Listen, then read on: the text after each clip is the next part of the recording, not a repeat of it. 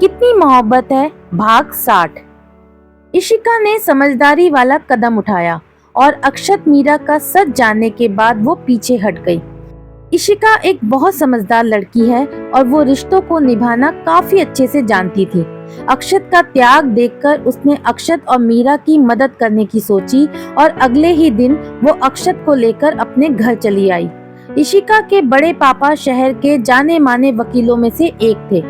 अक्षत की लगन देखकर उन्होंने अक्षत को प्रैक्टिस करने के लिए अपने पास रख लिया। कॉलेज का एक साल बाकी था, इसीलिए अक्षत अब कॉलेज सिर्फ अटेंडेंस के लिए जाता था। बाकी वक्त वो इशिका के बड़े पापा के साथ बिताता था। उनके साथ रहते हुए वो हर छोटी छोटी चीज को नोटिस करता था। बड़े पापा भी उसके काम से खुश थे। वे अक्षत को पर्सनली अदालत के दांव पेच सिखा रहे थे और अक्षत बखूबी सीख भी रहा था। साथ ही दोपहर से लेकर रात तक राघव के ऑफिस में भी अक्षत अब काम करने लगा था। पहले से अक्षत को अच्छी सैलरी या यूं कहो 4 गुना ज्यादा सैलरी मिलने लगी थी। उसने उन पैसों में से कुछ जीजू को चुकाए, बाकी को अपने पास रखा। वो खुद पर बहुत कम खर्च किया करता था। पैसे और एक्सपीरियंस तो अक्षत खूब कमा रहा था, लेकिन अब उसे पहले जितना वक्त नहीं मिल पाता था। कई बार तो किसी केस की स्टडी करते करते वो बड़े पापा के ऑफिस में ही सो जाया करता था और इस वजह से वो तनु और जीजू से भी बहुत कम मिल पाता था। कुछ करने का एक जुनून उसकी आंखों में साफ दिखाई देने लगा था। इस एक साल में अक्षत पहले से ज्यादा समझदार और गंभीर रहने लगा था। मीरा से दूर होने के बाद मुस्कुराना तो जैसे भूल ही चुका था। वो बस हर वक्त काम में लगा रहता था और इस वजह से डॉक्टर ने उसे चश्मा लगाने की सलाह तक दे दी। फाइनल ईयर के एग्जाम शुरू होने वाले थे, लेकिन अक्षत की तैयारी काफी अच्छी थी और इसी के बीच उसे खबर मिली कि नीता को बेटा हुआ है। अक्षत बहुत खुश हुआ, लेकिन काम में इतना फंसा हुआ था कि चाहकर भी जा नहीं पाया। अर्जुन उसकी परेशानी समझता था, इसलिए उसने उसे अब डिग्री के साथ ही घर आने को कहा। अक्षत इतना अच्छा भाई और परिवार पाकर खुश था। दूसरी ओर मीरा इस इंतजार में एक एक दिन काट रही थी कि अक्षत जल्दी ही लौट आएगा। इंदौर का ऐसा कोई मंदिर नहीं छोड़ा उसने जहां उसने अक्षत के लिए दुआ न मांगी हो। उसे भरोसा था अक्षत पर और इसी भरोसे के चलते आज मीरा इंदौर की जानी मानी हस्ती थी। उसने अनाथालय में पल रहे बच्चों को अच्छी शिक्षा दिलवाई, उनकी जिंदगी बदल दी और ये सब किया उसने अक्षत की दी हुई हिम्मत से। इन 3 सालों में मीरा में सिर्फ एक बदलाव आया और वो था साहस, बेबाकी और फैसले लेने का तजुर्बा। अपने पिता के साथ रहते हुए उसने इन सब चीजों को बहुत बारीकी से जाना। मीरा को अब अमर से कोई शिकायत नहीं थी। वो हमेशा उनके लिए सुबह का नाश्ता और रात का खाना खुद अपने हाथों से बनाती थी। उनके सभी कामों में मौजूद रहती थी। अमर को बहुत खुशी होती थी। बस इन 3 सालों में मीरा ने उन्हें कभी पापा कहकर नहीं पुकारा और अमर बस इसी आस में थे कि कभी तो मीरा अपने पिता होने का हक देगी। अक्षत के कॉलेज के एग्जाम हुए और जब रिजल्ट आया तो एक बार फिर सब हैरान थे। अक्षत ने अपने कॉलेज में टॉप किया था। जब लॉ की डिग्री लेने के लिए उसे बुलाया गया तो चारों ओर से तालियों का शोर उसके कानों में गूंज रहा था। अक्षत का सपना पूरा हो चुका था, पर ये अभी शुरुआत थी। आगे उसे बहुत कुछ करना था। उसने सभी का शुक्रिया अदा किया और स्ट्रॉन्ग स्पीच दी, जिसे सुनकर हर कोई अक्षत से प्रभावित था। अक्षत अपनी डिग्री लेकर जैसे ही वहां से बाहर आया, सामने इशिका खड़ी थी। अक्षत मुस्कुराते हुए उसके पास आया और कहा, थैंक यू। अरे वाह, मेहनत तुमने की और थैंक यू मुझे, इशिका ने कहा। इस मेहनत में तुम्हारा भी हाथ है इशिका। मुझे समझने के लिए, मेरा साथ देने के लिए तुमने बहुत सैक्रिफाइस किए हैं, सो थैंक यू तो बनता है, अक्षत ने कहा। दोस्ती में no sorry, no thank you, only hug. Come on, give me a hug, Ishika ने कहा। अक्षत ने इशिका को गले लगाया और कहा, और क्या कर सकता हूँ तुम्हारे लिए? कॉफी पिला सकते हो? वैसे भी आज शाम की फ्लाइट से मैं लंदन जा रही हूँ अपनी आगे की पढ़ाई के लिए, इशिका ने कहा। कॉन्ग्रेचुलेशन। चलो फिर मेरी कामयाबी और तुम्हारे जाने की खुशी को सेलिब्रेट करते हैं, अक्षत ने छेड़ते हुए कहा। इशिका ने उसे घूरते हुए कहा, मुझसे पीछा छुड़ाना चाहते हो ना? अक्षत ने प्यार से कहा, मजाक कर रहा हूँ। पता है इशिका, गलत कहते हैं लोग कि एक लड़का और एक लड़की अच्छे दोस्त नहीं बन सकते, लेकिन अगर मोहब्बत और नफरत से ऊपर उठकर देखा जाए तो औरत से बेहतर दोस्त हो ही नहीं सकती। तुमने मेरे मुश्किल वक्त में मेरा साथ दिया है, मैं तुम्हें कभी नहीं भूलूंगा। ओह ओह ओह सेंटी मास्टर, बस करो हाँ, अब चलो, शाम को निकलना भी है मुझे, इशिका ने कहा और उसकी बाह पकड़कर उसे खींचते हुए कैफे की ओर चली गई। दोनों अंदर आकर बैठे और इशिका ने दोनों के लिए कॉफी ऑर्डर की। वेटर चला गया तो इशिका ने अक्षत की ओर देखकर कहा, सो व्हाट? अक्षत ने पूछा, मतलब कब मिल रहे हो अपनी मीरा से? मिलना तो मैं भी चाहती थी पर नहीं मिल पाऊंगी, तुम बताओ कब जा रहे हो वापस? इशिका ने कहा, अभी नहीं इशिका, सिर्फ डिग्री लेकर मैं उसके सामने नहीं जा सकता, मुझे कुछ बड़ा करना है, जिसके बाद मैं मीरा के पापा से पूरे हक से मीरा का हाथ मांग सकता हूँ। अक्षत ने कहा, तुम जरूर करोगे। अच्छा, तुम बड़े पापा जैसे कामयाब बनना चाहते हो? I mean, उन्हें अपना रोल मॉडल मानकर? इशिका ने कहा, नहीं इशिका, मैं किसी के जैसा नहीं बनना चाहता, मेरी अपनी पहचान होगी और लोग मुझे मेरे नाम से जानेंगे। अक्षत ने विश्वास भरे शब्दों में कहा। एक जुनून इशिका को उसकी आंखों में साफ दिखाई दे रहा था। That's good। वैसे बड़े पापा के साथ रहकर तुमने जो प्रैक्टिस की है उससे तुम्हें बहुत फायदा होने वाला है। पापा कह रहे थे वो जल्दी ही दिल्ली कोर्ट में कमेटी में तुम्हारे लिए चैम्बर के बारे में बात करेंगे, फिर तो तुम वकील साहब बन जाओगे ना, इशिका ने कहा। उन्होंने मेरे लिए जो किया है वो मैं कभी नहीं भूलूंगा। वो मेरे गुरु हैं और मैं हमेशा उनका सम्मान करूंगा, उनका अच्छा स्टूडेंट बनकर दिखाऊंगा और उन्हें प्राउड फील होगा। अक्षत ने कहा, I also proud of you mister. तुम्हारे जैसे लोग बहुत कम देखने को मिलते हैं अक्षत, जो कभी अपने बारे में नहीं सोचते, इशिका ने कहा। पता नहीं क्यों, पर जब कोई लड़की मेरी तारीफ करती है तो मुझे बहुत गुस्सा आता है, अक्षत ने कहा। वो क्यों? इशिका ने कहा, क्योंकि ये हक मैंने सिर्फ मीरा को दिया है, कोई और तारीफ करे तो जलन होती है मुझे, अक्षत ने कहा। हाउ रोमांटिक, तुम्हारे जैसा मैड लवर पहली बार देख रही हूँ। कोई किसी को इस हद तक चाह सकता है कि हर वक्त उसके होठों पर एक ही नाम रहता है? सच्ची, अब तो मुझे तुमसे कम मीरा से जलन होने लगी है कि तुम उसे मिले। पर इन सब चीजों को साइड रखकर सोचती हूँ तो पाती हूँ कि तुम दोनों का प्यार सबसे अलग है, इशिका ने कहा। नहीं इशिका, अलग नहीं है, प्यार सब एक जैसा ही करते हैं, बस निभाने का तरीका अलग होता है। आजकल के प्यार में अगर लड़का लड़की का फोन न उठाए तो ब्रेकअप हो जाता है, लड़की लड़के के कहने पर मिलने न आए तो ब्रेकअप हो जाता है, लड़के ने जरा सा गुस्सा किया तो ब्रेकअप, और तो और 2 महीने में ही दोनों को कोई और पसंद आ जाता है और फिर अलग। जबकि मीरा और मेरे बीच कभी ऐसा कुछ नहीं हुआ। मैं उस पर ना जाने कितनी बार चिल्लाया होगा, उसे परेशान किया होगा, उसे डांटा होगा, पर कभी उसके चेहरे पर शिकायत के भाव नहीं देखे। वो हमेशा पॉजिटिव सोच रखने वालों में से है, अक्षत ने कहा। तुम्हारे कहने का मतलब है अगर मैं तुम्हारे साथ यहाँ बैठी हूँ तो उसे कोई परेशानी नहीं होगी? इशिका ने सवाल किया। नहीं, अक्षत ने कहा। इतना भरोसा है उसे तुम पर? इशिका ने कहा। हाँ, अक्षत ने कहा। इशिका आगे कुछ बोलती इससे पहले वेटर कॉफी रखकर चला गया। दोनों कॉफी पीने लगे और बातों का सिलसिला कुछ कम हो गया। दोनों ने कुछ वक्त साथ बिताया और फिर अपने अपने घर चले गए। अक्षत घर आया। तनु ने जब अक्षत को देखा तो खुश हो गई। काव्या भी उसकी गोद में चढ़ गई। अक्षत ने तनु को अपनी डिग्री के बारे में बताया। तनु ने उसका मुंह मीठा करवाया।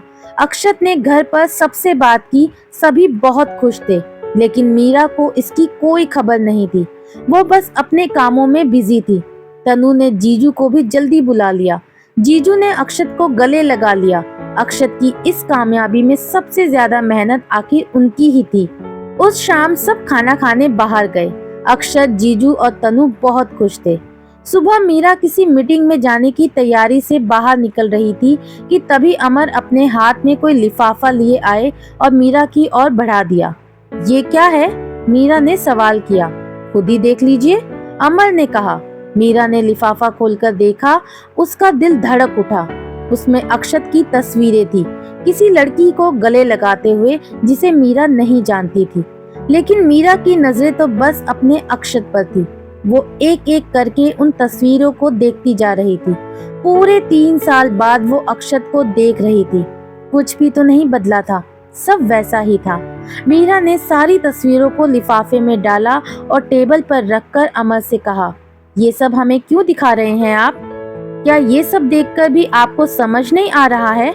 आप पिछले 3 सालों से उसके आने का इंतजार कर रही हैं और वो वहाँ किसी और लड़की के साथ खुश है। हम जानते थे वो अपनी शर्त पूरी नहीं कर पाएंगे, अमर ने कहा। मीरा मुस्कुराने लगी और कहा, आप अब भी उन्हें नहीं जान पाए हैं। इन तस्वीरों के जरिए आप उनके प्रति हमारा भरोसा और प्यार कम नहीं कर सकते। हम उन्हें अच्छी तरह जानते हैं। वो ऐसा कुछ नहीं करेंगे जिससे हमारा रिश्ता शक में आए, मीरा ने कहा। आपकी आंखों पर अब भी उसके प्यार का पर्दा पड़ा हुआ है मीरा। जिस दिन ये पर्दा हटेगा आप जानेंगी कौन सही था और कौन गलत, अमर ने कहा। सारी दुनिया भी उनके खिलाफ हो जाए तो इकलौते हम उनके साथ खड़े रहेंगे। हम जानते हैं वो थोड़े अलग हैं पर गलत नहीं। अब आप इसे हमारा भरोसा समझे या फिर हमारी मोहब्बत, दोनों एक ही हैं, मीरा ने कहा और दरवाजे की ओर बढ़ गई। मीरा मुस्कुराते हुए चली जा रही थी। आज इतने दिनों बाद अक्षत की तस्वीर को देखकर उसका मन खुशी से भर उठा था। मीरा आकर गाड़ी में बैठी और ड्राइवर को चलने को कहा। मीरा मीटिंग के लिए निकल गई। अमर की लाई अक्षत की तस्वीरें भी उसके विश्वास को डिगा नहीं सकी। मीरा मीटिंग वाली जगह पहुंची जहां उसके जैसे कई सारे समाज सेवी मौजूद थे। मीरा को बेस्ट सोशल वर्कर का अवार्ड मिला था। उसने सबका शुक्रिया अदा किया और एक अच्छी स्पीच दी जिसमें उसने लोगों की मदद करने और उनके बिगड़े हालात सुधारने की बात कही। सभी बहुत प्रभावित थे। वहां बैठे लोगों में एक 27-28 साल का लड़का काफी देर से मीरा को देखे जा रहा था। उसे मीरा बहुत अच्छी लगी। मीरा की सादगी, उसकी प्यारी सी मुस्कुराहट और उसके अच्छे विचारों ने लड़के को खासा प्रभावित किया। समारोह के बाद वहां कुछ जरूरतमंद बच्चों को उसी लड़के द्वारा उनकी जरूरत का सामान बांटा जाना था।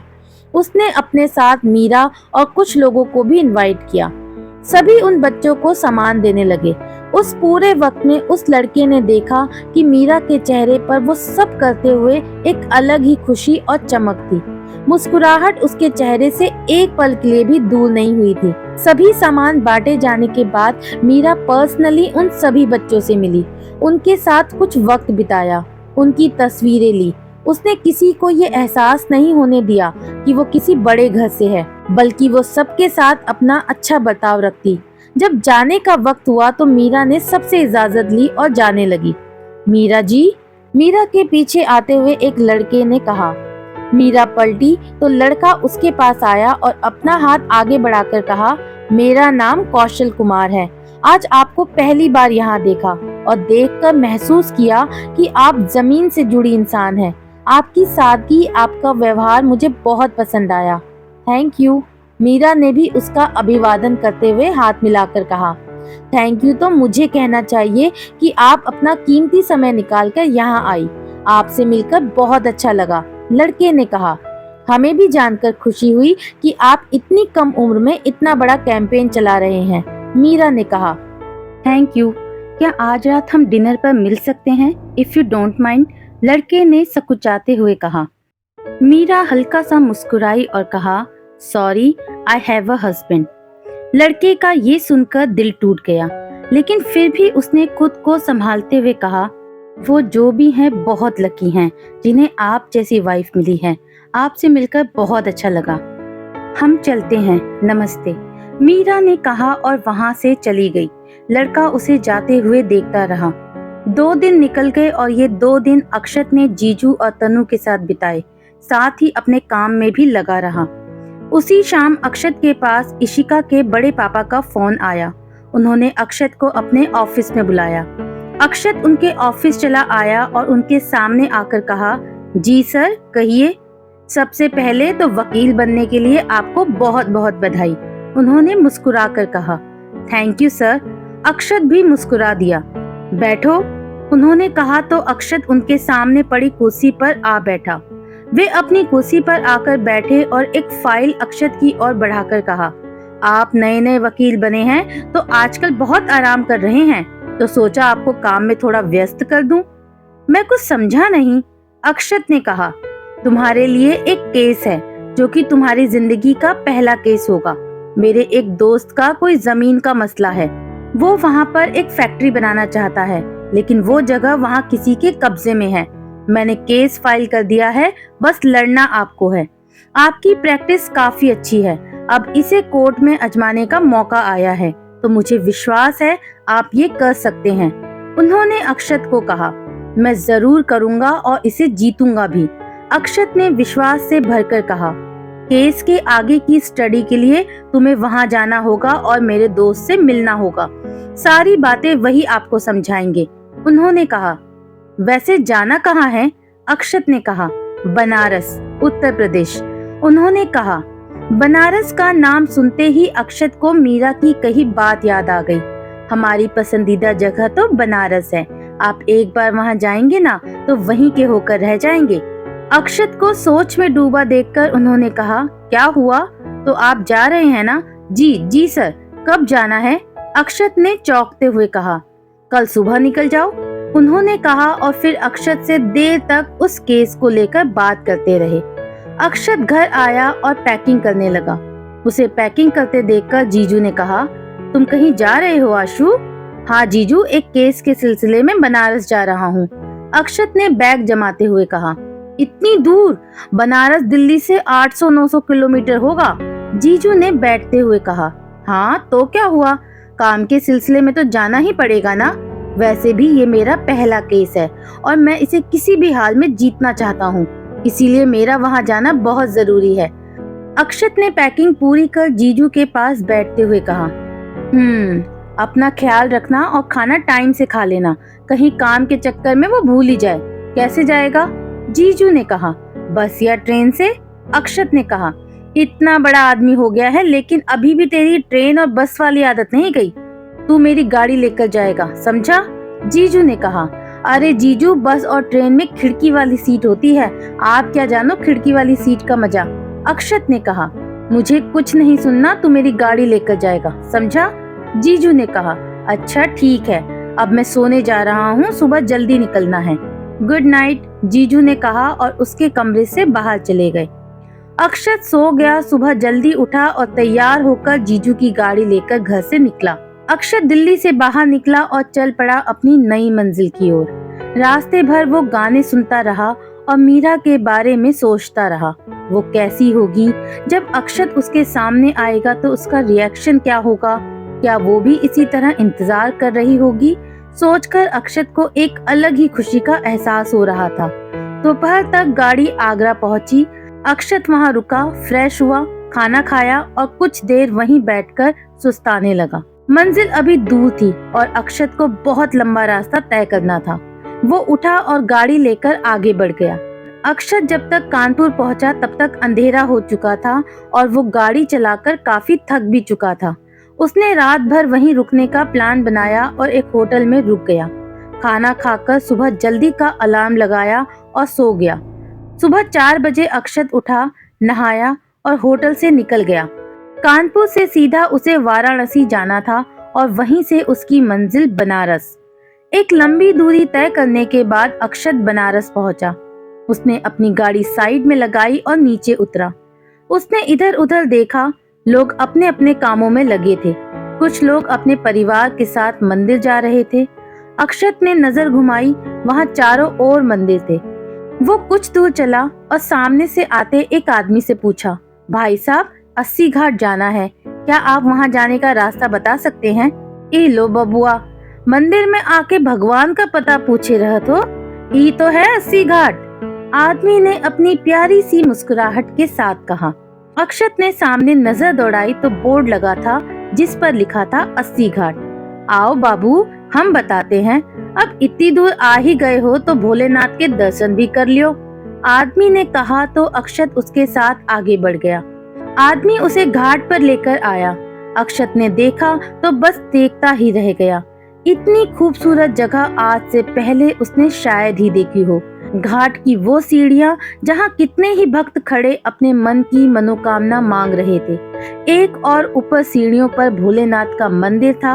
अक्षत बस एक टक वो सब नजारे देखता रहा। आदमी ने उसे मंदिर में दर्शन करवाए और फिर वहां से चला गया। अक्षत आकर कुछ देर के लिए वहीं सीढ़ियों पर बैठ गया और पानी को देखने लगा। एक सुकून का एहसास हो रहा था उसे। मन को शांति देने वाली पानी की कल कल करती आवाजें, दूर मंदिर में बजती घंटियों की आवाज। अक्षत बहुत खुश था। ये सब देखकर उसे मीरा का कहा याद आ गया तो मुस्कुरा उठा। अभी अक्षत बैठकर घाट को निहार रहा था कि तभी उसका फोन बज उठा और दूसरी तरफ से इशिका के बड़े पापा ने कहा, अक्षत आप मिले वहाँ के वकील से? 1 हफ्ते बाद ही केस की सुनवाई है। जी सर, मैं अभी पहुंचा हूं, जल्दी ही उनसे मिलता हूं, अक्षत ने कहा। बेस्ट ऑफ लक, उन्होंने कहा और फोन काट दिया। अक्षत उठा और सीढ़ियां चढ़कर घाट से बाहर निकल आया। उसे जिस जगह जाना था उसके बारे में उसे कोई आइडिया नहीं था, क्योंकि वो जगह उसके लिए बिल्कुल नई थी। अक्षत एक पान वाले के पास आया और उसे पता दिखाते हुए कहा, सुनिए भाई साहब, ये जगह यहाँ कहाँ है? दुकान वाले ने पान लगाते हुए कहा, ये तो मणिकर्णिका घाट से आधा किलोमीटर दूर होगी साहब जी।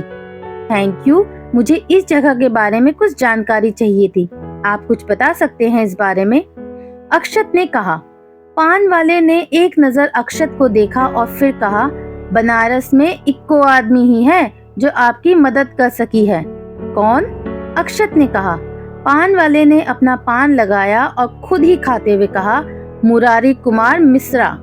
ये कौन है? अक्षत ने कहा। अरे विधायक हैं हमरे बनारस के। ऐसी कोनो जगह नहीं जो हमारे मुरारी बबुआ को ना पता हो। पान की पीक थूकते हुए वो कहा है कि कहने को वो विधायक जरूर है, पर दिल उनका सोने सा खरा है, सबकी मदद करते हैं। पान वाले ने कहा। कहाँ मिलेंगे आपके विधायक जी? अक्षत ने कहा।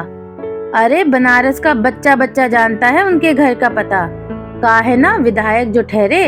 पान वाले ने कहा और अक्षत को मुरारी कुमार मिश्रा का घर का पता बताने लगा। अब आगे क्या होने वाला है दोस्तों? एक नए कैरेक्टर की यहाँ पर एंट्री हुई है और ये बहुत ही इंटरेस्टिंग कैरेक्टर है। आपको इनसे मिलकर भी बहुत मजा आने वाला है, तो बने रहिए मेरे यानी कि आराधना वॉइस के साथ। आपको आज की कहानी का ये पार्ट कैसा लगा मुझे कमेंट करके जरूर बताइएगा।